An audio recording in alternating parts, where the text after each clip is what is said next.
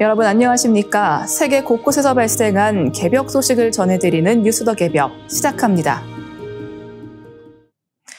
지난 6월 5일 대진국 발해를 세운 대중상의 후예인 태시 종친회가 세계 성씨연맹을 찾아 상생 월드센터 건립 현장을 방문했습니다.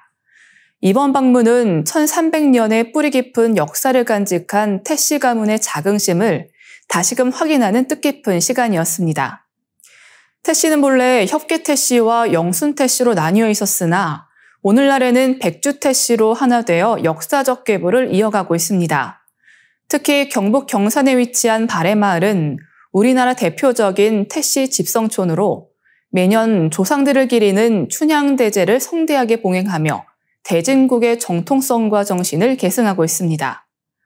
지난 3월 20일에 열린 춘향대제에서는 대한사랑 윤창열 이사장과 세계 성씨연맹 윤병배 학술국장이 재관으로 참여해 경건한 분위기 속에서 제례를 진행했습니다. 이어진 윤 이사장의 역사특강에서는 대진국 발해의 위대한 역사와 태시 가문의 뿌리를 되새기는 시간이 마련돼 참석자들로부터 큰 호응을 얻었습니다. 종친들은 우리 조상들의 찬란한 역사를 알게 돼 감격스럽다며 자부심을 드러냈습니다. 태시 종친회는 이날 방문해서 왜곡되고 축소되어 온 대진국 역사의 진실을 밝혀준 세계 성씨연맹에 깊은 감사의 뜻을 전하며 감사패와 함께 후원금을 전달했습니다. 종친회 관계자는 역사의 진면목을 마주하니 조상에 대한 존경과 자부심이 더욱 커졌다고 밝혔습니다. 참석자들은 상생 월드센터 건립 현장도 둘러보았습니다. 전통 건축미와 현대적 감각이 어우러진 대형 복합 공간으로 역사와 문화를 알리는 중심지로 자리매김할 것으로 기대를 모으고 있습니다. 종친들은 우리 역사 정신을 되살리는 소중한 공간이 될 것 같다며 깊은 감동을 전했습니다. 모든 종교가 많이 있습니다만은 그걸 떠나가지고 여기는 그래도 뿌리를 찾는 그런 종교라서 앞으로 세상 사람들이 다 뿌리가 있잖아요. 그래서 아마 이 뿌리를 찾아가지고 세계 사람들이 여기 찾아오지 않을까 하는 그런 감명을 받았습니다. 뭐 더 이상 바랄 것이 없고 여기에 또 발해 역사관도 만들어준다고 하니까 그 이상 뭐 더 감사할 수가 없고 우리가 도울 수 있으면 최대한으로 도울 수 있는 방법을 연구하도록 노력해 보겠습니다. 또한 태시 종친회는 세계 성씨연맹과 함께 올바른 역사 찾기에 적극적으로 나설 것을 다짐했습니다. 첫 실천으로 황금 독서클럽에 가입하고 중국의 동북공정에 맞서 발해 역사를 연구 홍보하는 활동을 펼치겠다는 계획도 밝혔습니다. 정기적인 역사 공부 모임과 청년 대상교육 활동도 함께 진행하겠다는 포부를 전했습니다.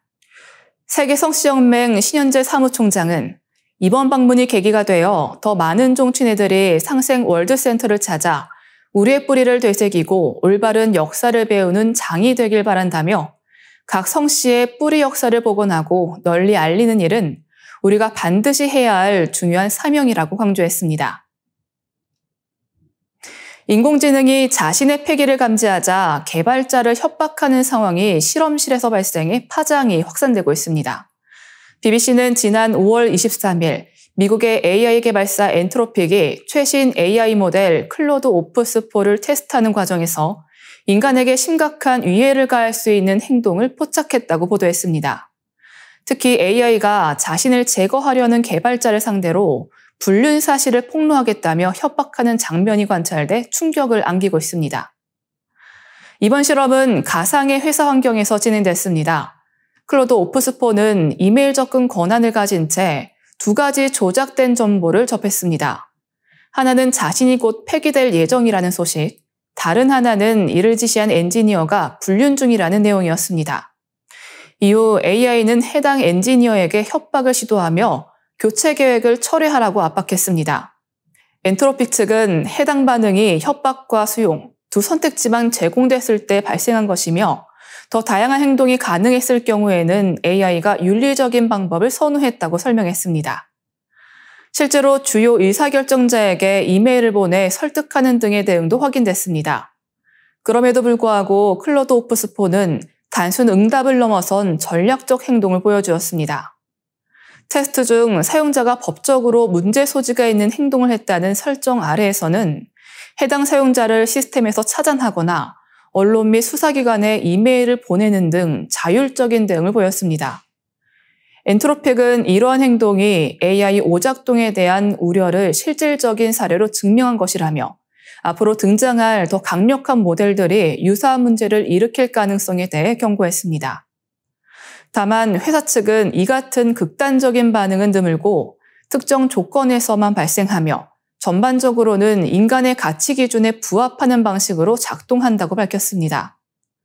클로드 오프스4는 이날 함께 출시된 클로드 소네트4와 함께 공개됐으며 이는 구글이 자사 AI 챗봇 제미나이를 검색 시스템에 통합하겠다고 발표한 직후였습니다.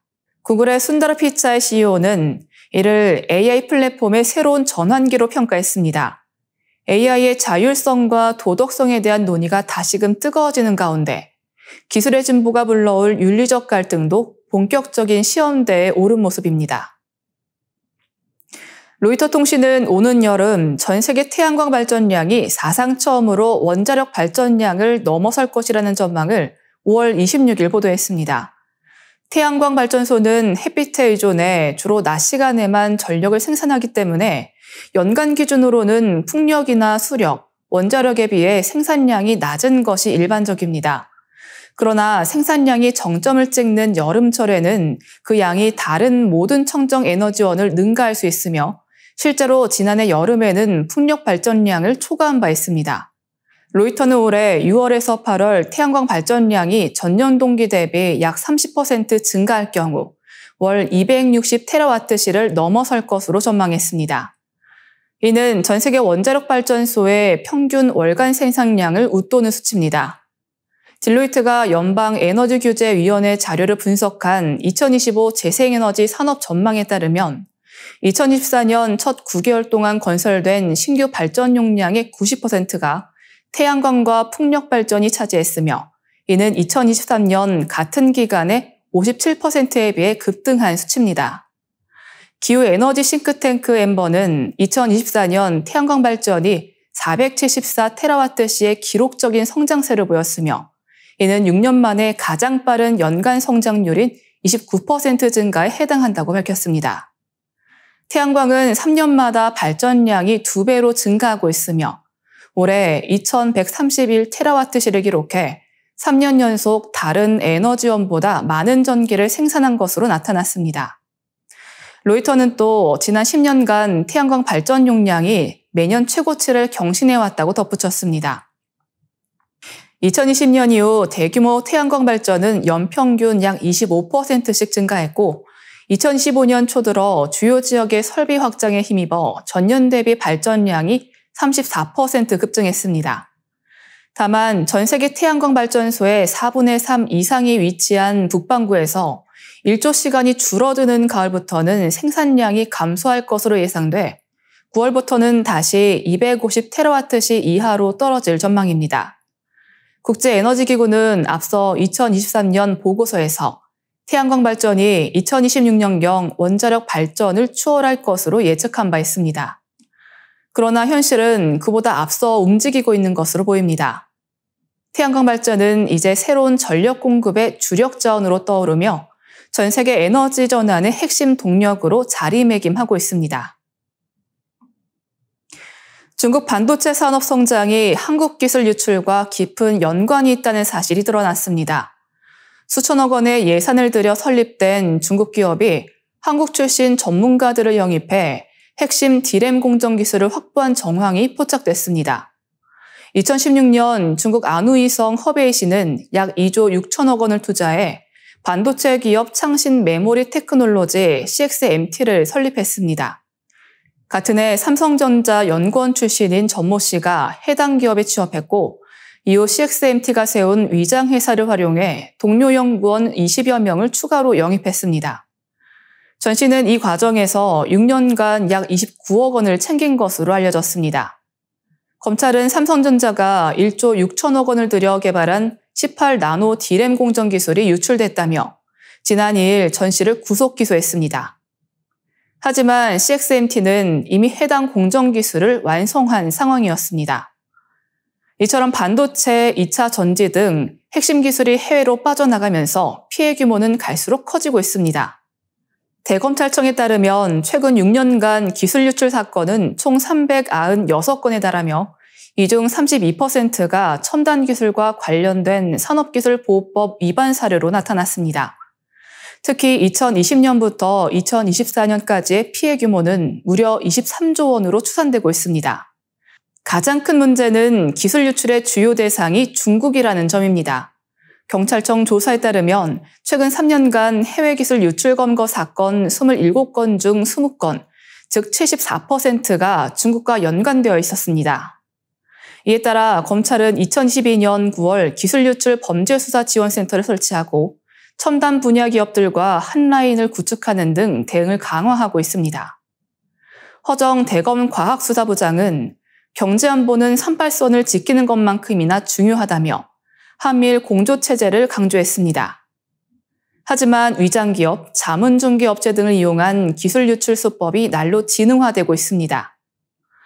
일부 기업들은 사업장 내 촬영을 금지하고 저장 매체 사용을 통제하는 등 자체적인 보안 강화에도 힘을 쏟고 있습니다. 중국 출장 시에는 호텔방에 노트북이나 서류를 두지 말라는 지침까지 내려진 상황입니다. 검찰은 기술이 계속 유출되면 결국 세계가 한국 기술에 더 이상 관심을 갖지 않게 되는 날이 올 수 있다며 엄정한 대응을 통해 국가 산업의 기반을 반드시 지켜내겠다고 밝혔습니다. AI의 고도화로 모든 산업이 변화하는 가운데 전통적으로 구글과 마이크로소프트가 주도하던 웹 브라우저 시장에도 지각 변동 조짐이 감지되고 있습니다. AI 기업들이 브라우저 개발에 나서면서 주도권 경쟁이 본격화되고 있습니다. 글로벌 웹브라우저 시장은 구글 크롬이 점유율 65.8%로 1위를 차지하며 독주 중입니다. MSH는 13.8%, 애플 사파리가 8.8%로 뒤를 잇고 있습니다. 국내에선 크롬이 51.9%로 1위, 삼성 인터넷과 네이버 웨일도 각각 17.2%, 10%의 점유율을 보이고 있습니다. 이런 가운데 미국 법원이 구글의 검색 시장 독점에 대한 제동을 걸며 크롬 매각 가능성이 거론되자 AI 기업들이 민첩하게 반응하고 있습니다. 오픈 AI는 크롬 인수 의향을 밝히며 챗 GPT와의 통합으로 새로운 사용자 경험을 예고하고 있습니다. 야후 역시 인수에 관심을 보였으며 매각 시 수백억 달러 규모가 될 것이란 전망도 나왔습니다. 오픈 AI는 자체 브라우저 개발도 병행하고 있습니다. 구글 출신 인재들을 영입해 개발 중이며 챗 GPT 기반의 AI 경험을 웹 탐색 전반에 녹이겠다는 전략입니다. 경쟁사 퍼블렉시티도 코멧이라는 AI 에이전트 브라우저를 선보여 클릭과 입력, 양식 작성을 자동화하는 기능을 내세우고 있습니다. 기존 브라우저들도 긴장한 모습입니다. 구글은 제미나이 AI를 크롬에 통합해 요약, 비교, 자동 비밀번호 변경, 사기 방지 등 다양한 기능을 추가했습니다. MS도 엣지에 소형 AI 모델을 넣고 문서 요약과 번역, 보안 기능까지 강화했습니다. 애플은 사파리에 자사 AI를 접목해 콘텐츠 요약과 검색 경험을 개선했습니다. 노르웨이 오페라는 아예 AI 비서 아리아를 앞세워 GPT와 실시간 데이터를 결합한 정보 제공, 탭 명령 기능, 계정 없이 무료 사용 가능 등 차별화를 꾀하고 있습니다. 업계는 AI 브라우저가 단순 도전자를 넘어 브라우저 시장의 지형을 바꿀 수 있는 잠재력을 지닌다고 보고 있습니다. 특히 자연어 명령 기반의 직관적 인터페이스와 자동화 기능은 사용자의 검색과 정보 활용 방식을 근본적으로 변화시킬 수 있기 때문입니다. 업계는 AI 브라우저가 단순 도전자를 넘어 브라우저 시장의 지형을 바꿀 수 있는 잠재력을 지닌다고 보고 있습니다. 특히 자연어 명령 기반의 직관적 인터페이스와 자동화 기능은 사용자의 검색과 정보 활용 방식을 근본적으로 변화시킬 수 있기 때문입니다. 전문가들은 기존 브라우저 업체들의 생존을 위해 AI 통합을 가속화하고 사용자 중심 혁신을 지속해야 한다고 강조합니다. 단기적으론 영향이 제한적일 수 있으나 AI 기술이 빠르게 대중화되며 점유율 경쟁도 치열해질 것으로 보입니다. AI가 이끄는 웹브라우저 시장의 미래, 그 주도권을 누가 쥘지 주목됩니다.